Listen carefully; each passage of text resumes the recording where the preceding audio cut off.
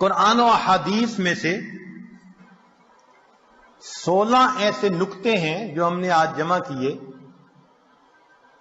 ان کو سمجھ لیں کہ یہ چابیوں کا ایک گچھا ہے. 16 کنجیاں ہیں، ہر کنجی رزق کا دروازہ کھولتی ہے. اور یہ بتانے والا کوئی عام عامل نہیں ہے، یہ سید الاولین والآخرین اللہ کے پیارے حبیب صادق الامین، جس زبان سے ہمیں قرآن ملا اسی زبان سے ہمیں نبی علیہ السلام کا فرمان ملا. انہوں نے یہ بات بتائی تو دلوں میں ہم یقین کر کے ان باتوں کو سنیں اور ان اعمال کو اپنائیں اور رزق کے دروازوں کو آنکھوں سے کھلتا دیکھیں.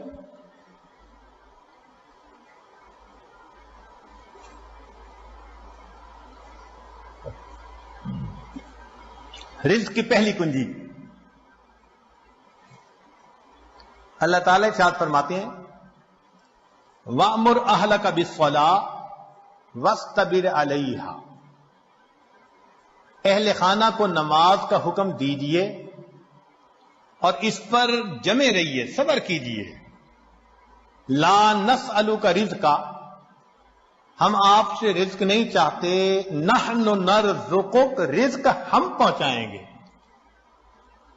اس آیت مبارکہ میں اللہ رب العزت ایک وعدہ فرما رہے ہیں اور وہ پروردگار وعدے کو نبھانا جانتا ہے.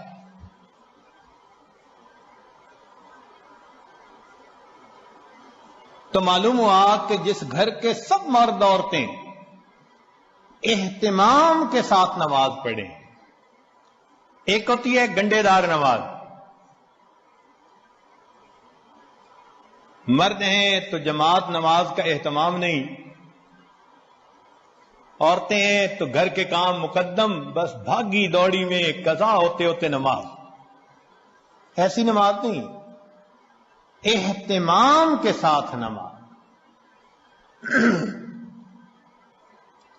تو جس گھر کے سب لوگ اہتمام سے نماز پڑھیں، یہ نہ ہو کہ عورت کھڑی تو مصلی پہ ہو جائے اور ہاتھ باندھ کر کپڑوں کی آپس میں کلر میچنگ کر رہی ہو.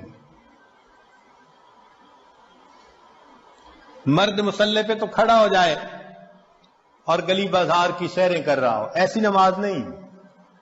نماز پڑھے جیسے نماز دھیان توجہ کے ساتھ پڑھنی چاہیے. کوشش تو کرے نا اپنی طرف سے دھیان جما کر پڑھنے کی. کوشش پر اللہ کی طرف سے اجر عطا ہوتا ہے. دنیا میں نتائج پر اجر ملتا ہے کہ یہ اچیو کر کے دکھاؤ تب تمہیں یہ ملے گا. اللہ فرماتے ہیں کوشش کر کے دکھاؤ. چنانچہ حدیث پاک میں آتا ہے کہ جو شخص اپنے بھائی کی حاجت براری کے لیے اس کے ساتھ چل پڑتا ہے، اللہ 10 سال کے نفلی اعتکاف کا ثواب عطا فرما دیتا ہے.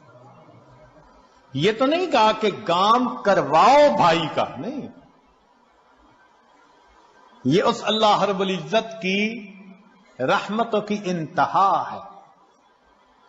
فرمایا کہ منزل تک پہنچنا تو تمہارے بس میں نہیں ہے نا، یہ تو مقدر کا معاملہ. ہم تو یہ دیکھیں گے قدم کون اٹھاتا ہے، چلتا کون ہے. تو نماز صحیح اہتمام کے ساتھ پڑھنے کی کوشش کریں، برکتوں کے دروازوں کو کھلتا دیکھیں.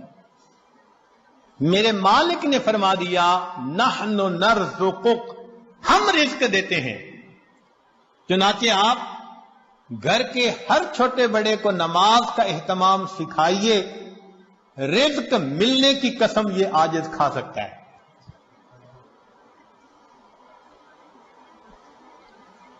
ماسٹر کی ہے رزق کی. کاروبار، نوکری، کوئی بھی مسئلہ ہو رزق کا، اہتمام نماز سے اللہ رب العزت مسئلوں کو حل فرما دیتے. دوسرا عمل کثرت استغفار. قرآن مجید میں ارشاد فرمایا فَقُلْتُ اسْتَغْفِرُوا رَبَّكُمْ إِنَّهُ كَانَ غَفَّارًا يُرْسِلِ السَّمَاءَ عَلَيْكُمْ مِدْرَارًا وَيُمْدِدْكُمْ بِأَمْوَالٍ. تو کثرت ذکر سے اللہ فرماتے ہیں میں مال کے ذریعے سے تمہاری مدد کروں گا.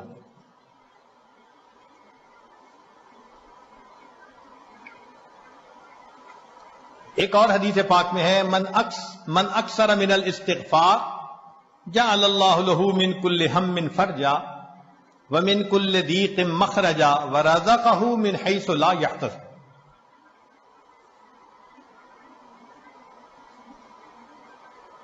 امام قرطبی رحمۃ اللہ علیہ فرماتے ہیں گناہوں کی معافی مانگنے سے بارش ملتی ہے، اللہ رب العزت قوموں کے رزق کو وسیع فرما دیتے ہیں. تیسرا عمل انفاق فی سبیل اللہ، اللہ کے راستے میں نیک کاموں میں خرچ کرنا. چنانچہ اللہ رب العزت ارشاد فرماتے ہیں وَمَا أَنفَقْتُم مِّن شَيْءٍ فَهُوَ يُخْلِفُهُ. تم اللہ کی راہ میں جو خرچ کرو گے اس کا بدلہ مل کر رہے گا، ریٹرن مل کر رہتا ہے. یہ نہیں ہو سکتا کہ اللہ کے راستے میں خرچ کرو اور ملے نہ اس کے بدلے. یہ جو انفاق ہے یہ لفظ بنا نفق سے. نفق کہتے ہیں سرنگ کو، اور سرنگ میں انسان ایک طرف سے داخل ہو کر نکلتا ہے پھر دوسرا داخل ہو سکتا ہے. تو فرمایا کہ تمہارے پاس جو پہلا رزق ہے اس کو نکالو گے تو دوسرا آئے گا نا.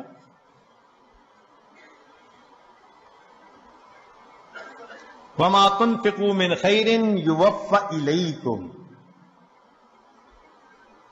فرمایا انفق ينفق علیک، تم خرچ کرو اللہ تم پر خرچ کرے گا. عبداللہ ابن عمر اللہ عنہ فرمایا کرتے تھے ان للہ اقواما اختصهم بالنعم لمنافع العباد.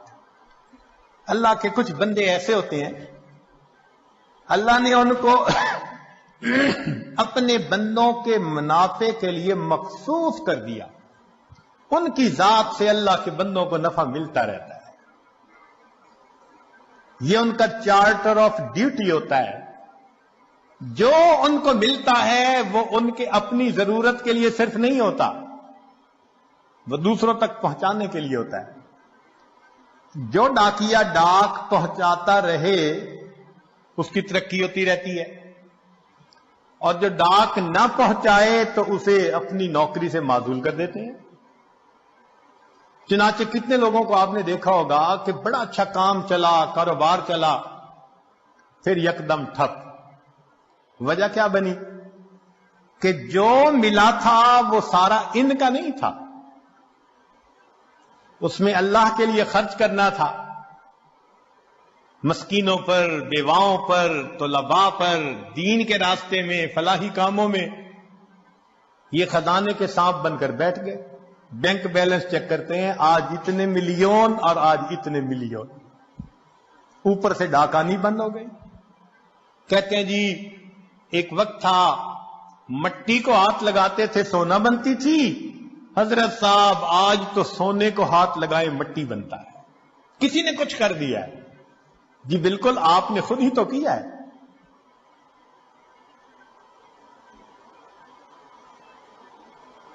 آپ کی تو بہترین نوکری لگی تھی کہ اللہ کے بندوں کو ان کا حصہ پہنچاؤ. کتنا پہنچانا تھا؟ پورے مال میں سے 2.5%. زکات پورے مال میں سے 2.5%. سبحان اللہ. ہم نے دیکھا لوگ چاہتے ہیں بڑے کی نوکری کریں، چنانچہ چھوٹی کمپنی کی بجائے بڑی کمپنی کی نوکری، اور بڑی کمپنی کی بجائے ملٹی نیشنل کمپنی کی نوکری کی، اور زیادہ بینیفٹ ملیں گے. تو کیا اچھا کہ ہم سب سے بڑے کی نوکری کریں. سب سے بڑے کی نوکری یہ کہ جو اللہ نے مال دیا گن گن کر اس کی زکات کو نکالیں.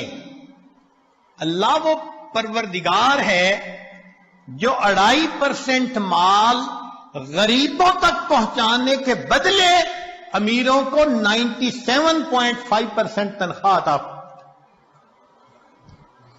اتنا بڑا کوئی پے کرنے والا مالک دیکھا جو 97.5% تنخواہ پے کرے؟ یہ تمہاری تنخواہ ہے اور ڈیوٹی اتنی ہے کہ 2.5% تم میرے جو محتاج بندے ہیں ضرورت مندے ہیں یہ تنخواہ ان تک پہنچائے. اب جو 2.5% کو بھی لے کے بیٹھ جائے تو پھر اس کی بجائے اللہ تعالیٰ رزق کسی اور کے ذریعے سے پہنچا دیں گے. رابعہ بصریہ کے پاس مہمان آ گئے. اتنی دیر میں دروازہ کھٹکھٹایا گیا. خادمہ نے کہا جی کہ کوئی بندہ کھانا لایا ہے. فرمان لگی گنو کتنی روٹیاں؟ اس نے کہا 9. کہنے لگی یہ میرا حصہ نہیں کسی اور کا ہے، اسے کہو جاؤ. دوبارہ دروازہ کھٹکھٹایا. کوئی بندہ کھانا لایا ہے، روٹیاں گنو. اس نے کہا جی 9. بھئی میرا حصہ نہیں کہہ دیا، اس کو جو جاؤ کسی اور کا ہے. پھر تھوڑی دیر بعد تیسری مرتبہ دروازہ کھٹکھٹا. خادمہ نے کہا جی کہ پھر کوئی بندہ روٹی لایا ہے، کتنی؟ 9. اس نے کہا میرا حصہ نہیں، جاؤ اس کو کہہ دو چلا جائے. اس نے کہا کیوں نہیں لے رہی، مہمان بھی تو ہیں. اس نے کہا دیکھو میرے پاس آج صبح 1 روٹی تھی، سائل آیا تھا، میں نے اللہ کی رضا کے لیے 1 روٹی دے دی. میرے اللہ کا وعدہ ہے من جاء بالحسنۃ فلہ عشر امثالھا، 10 گنا ملے گا. 9 روٹیاں میری نہیں ہو سکتی. خادمہ نے ہاتھ جوڑ دیے، مجھے بھی بھوک لگی ہوئی تھی، 1 روٹی میں خود رکھ رہی تھی، یہ 10 ہی ہیں. ایسا کامل یقین اللہ کے وعدوں پر.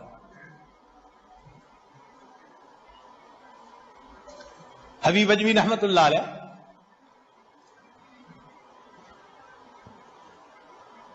بیوی نے آٹا گوندا، پھر تنور جلانے کے لیے لکڑیاں کاٹنے گئی، پیچھے سے سائل آ گیا. اس نے کہا بڑا محتاج ہوں، اللہ کے لیے کچھ دے دو. اللہ والوں کی عادت ہوتی ہے جب کوئی اللہ کے لیے کہتا ہے تو پھر وہ کھول دیتے ہیں اپنے دونوں ہاتھوں کو. انہوں نے وہی آٹا اٹھا کے دے دیا. اب بیوی لکڑیاں لے کے آئی. اس نے کہا آٹا؟ کہنے لگے میں نے روٹیاں پکنے کے لیے بھیجا ہے، میں نے روٹیاں پکنے کے لیے بھیجا ہے. ابھی ان کی بیوی نے چولہے میں آگ پوری نہیں جلائی تھی کہ اتنے میں دروازہ کھٹکھٹایا. بیوی نے پوچھا کون؟ کہنے والے نے روٹیاں بھی دے دی، سالن بھی دے دی. تو بیوی نے آ کر کہا کہ تم نے جہاں روٹیاں پکنے بھیجی تھی پکانے والے نے سالن بھی ساتھ بھیج دیا ہے.